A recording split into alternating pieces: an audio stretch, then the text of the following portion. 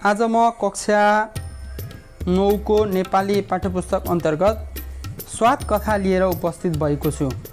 स्वाद कथाका कथाकार ध्रुवचन्द्र गौतम हुन्। ध्रुवचन्द्र गौतमको जन्म विक्रम सम्वत 2000 मा वीरगञ्जमा भएको थियो। उनी कथा, कविता, नाटक, उपन्यास, निर्देशक आदि धेरै क्षेत्रमा संलग्न भएका साहित्यकार हुन्। यसैले उनलाई बहुप्रतिभाशाली व्यक्तित्वको रूपमा चिन्न सकिन्छ। उनले कथा क्षेत्रमा अँध्यारो द्वीपमा गौतमका केही प्रतिनिधि कथाहरू, ध्रुवचन्द्र गौतमका 51 कथाहरू जस्ता थुप्रै कथा सङ्ग्रहहरू प्रकाशन गराएका छन्।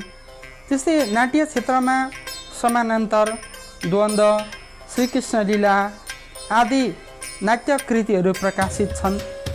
त्यस्तै उपन्यासमा बालुवामाथि, डापी, कटेल सरको चोटपटक, अलिखित, उपसंहार अर्थात् चौथो अन्त्य जस्ता दर्जनौं उपन्यासहरू उनका प्रकाशन भइसकेका छन्। त्यस्तै उनले नेपाली चलचित्रमा निर्देशनको काम पनि गरेका छन्। उनीद्वारा निर्देशित चलचित्र वासुदेव रहेको छ। त्यस्तै उनका थुप्रै टेली चलचित्रहरू पनि उनीद्वारा निर्देशित छन्। जस्तै शरीर, संवेदना, परिबन्ध, ज्याउकिरी आदि थुप्रै टेली चलचित्रहरू उनीद्वारा निर्देशित छन्। यसरी धेरै क्षेत्रमा कलम चलाउने ध्रुवचन्द्र गौतमलाई उनको योगदानस्वरूप थुप्रै मान, सम्मान र पुरस्कारहरू प्रदान गरिएका छन्। उनलाई महेन्द्र विद्याभूषण 2037, मदन पुरस्कार 2040 र उनलाई नोबेल पुरस्कारका लागि मनोनयनसम्म गरिएको थियो। त्यस्तै वसुन्धरा गङ्की पुरस्कार 2050, गरिमा पुरस्कार 2056 आदि पुरस्कारहरू प्रदान गरिएका छन्। त्यस्तै उनका साहित्यिक प्रवृत्तिहरूलाई हेर्दा उनी सामाजिक रूपमा देखिएका विसङ्गतिवादी परम्परालाई आफ्ना रचनाहरू मार्फत प्रस्तुत गरेका छन्। त्यस्तै उनी अस्तित्ववादी, यथार्थवादी साथै आफ्ना रचनाहरूमा मिथकको प्रयोग गरेर रचनाहरू रच्ने गर्दछन्। उनका रचनाहरूमा स्वैर कल्पनाको प्रयोग पाइन्छ।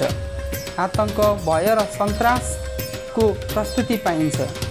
प्रयोगवादी प्रवृत्ति र अनौपचारिक भाषा शैलीको प्रयोग भएका उनका रचनाहरू रहेका छन्। यसरी उनका रचनाहरूमा पनि विभिन्न विषयहरू रहेका हुन्छन्। यसरी यिनै यस्ता महान साहित्यकारद्वारा रचित यो स्वाद कथा रहेको छ।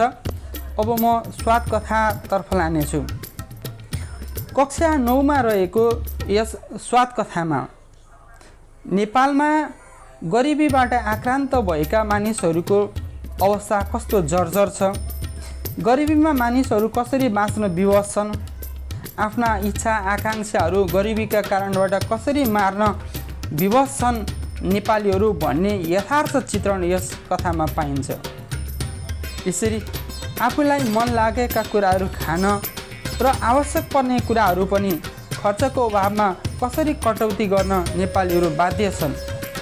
त्यसमाथि पनि महिनाभरि पर्खेर पाउने तलबले महिनाभरि जीवन जिउन पनि धौधौ छ भन्ने विषयलाई यस कथाले उठाएको छ। अब लागौँ यस कथाको वाचनतर्फ।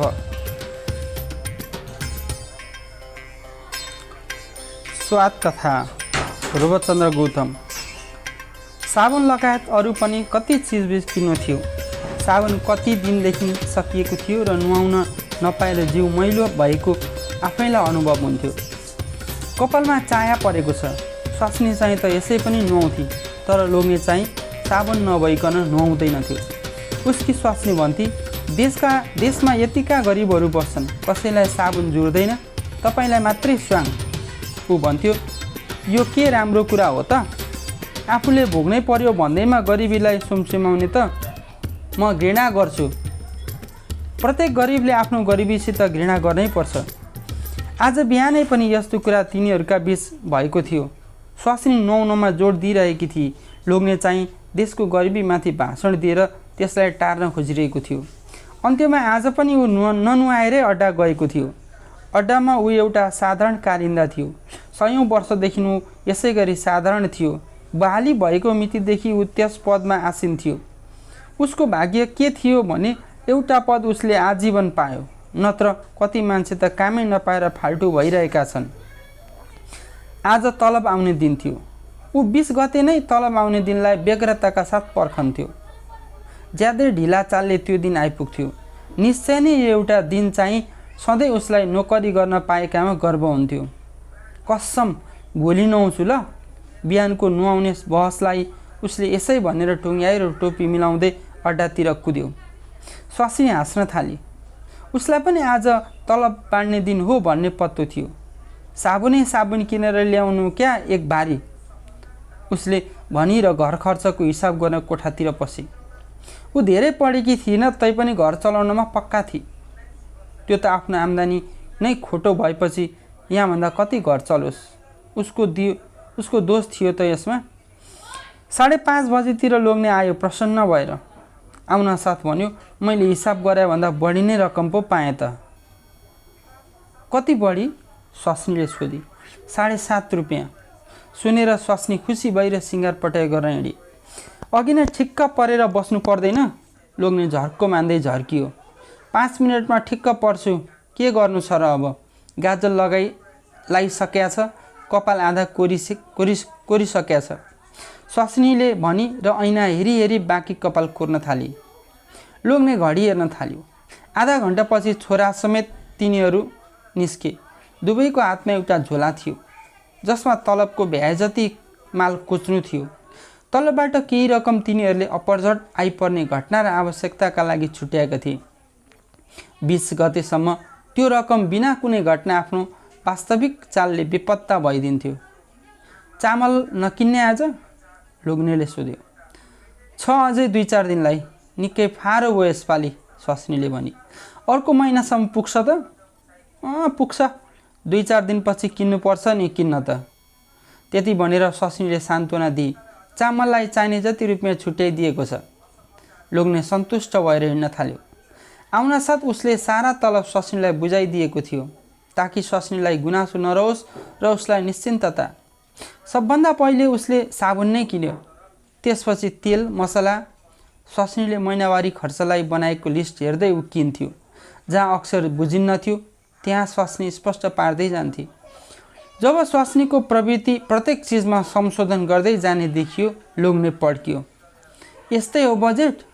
यहाँ आएर थप्दै जाने? मान्छेको मगज तात्दैन कि? जिस्क्या कि तिमीले मलाई? उसले भन्यो भम्केरै। भइगयो त भइगयो, भोलि पुगेन भने मलाई के पुगेन भनिदिन्छु।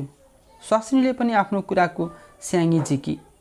त्यसपछि स्वास्नीले लिस्ट संशोधन गर्न छाडिदिए र तिनीहरू जति कागजमा लेखिएको थियो त्यति मात्र किन्न थाले। अरू केही त बाँकी छैन किन्न? अन्त्यमा उसले सोध्यो। स्वास्नीले लिस्ट हेर्दै भनी, पक्नुहोस् हेरौँ, छुटपुट छ कि? लोग्ने डराउन थाल्यो। कुनै झिकी पो हाल्छ कि छुटपुट कुरो? झिकी पनि हाली।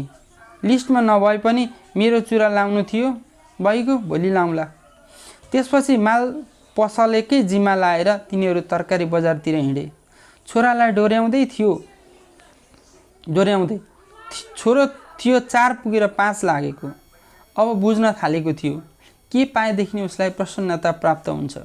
त्यसकारण फरमाइस गर्नमा बुबाको विचारमा ऊ आफ्नै आमाभन्दा कम थिएन। फरक यति हो कि बजार एकै ठाउँमा भरिभराउ भएर लागेको थियो। मानिस किन्नुभन्दा बढी मोलतोल गरेर आनन्द लिइरहेका थिए। जुन तरकारी किन्नु थिएन वा जुन पहिले किनिसकेका थिए त्यसको पनि भाउ सोध्दै हिँडिरहेका थिए। किन्नु छैन भने 1 रुपियाँ किलो भनेको वस्तुलाई सुकीमा दिन्छौ भन्थे र हिँड्थे। साथै हरेक ग्राहक आँसु मात्र झार्न बाँकी राखेर महँगीको चित्कार गरिरहेको थियो। एउटा विशाल कोलाहलबाट बीचबाट बाटो बनाउँदै तिनीहरू हिँडिरहेका थिए। छोरो यस्तो ठाउँमा कहिलेकाहीँ मात्र आउन पाउँथ्यो, त्यसकारण निकै रमाइलो मानिरहेको थियो। केही बेरपछि नै त्यो भोक लाग्यो पो भन्न थाल्यो। छिनछिनमा घोच्ने चाहिँ। तिनीहरूले बडो कठिन साथ त्यसलाई फकाए, घर जान साथ मिठाई खान दिने भनेर। घरको वरपर कुनै मिठाई पसल थिएन। यो तिनीहरूलाई पक्का भएकाले यस्तो भनिएको थियो। सायद छोरो चाहिँ यसमा पक्का थिएन। तिनीहरूले काउली किने, आलु किने।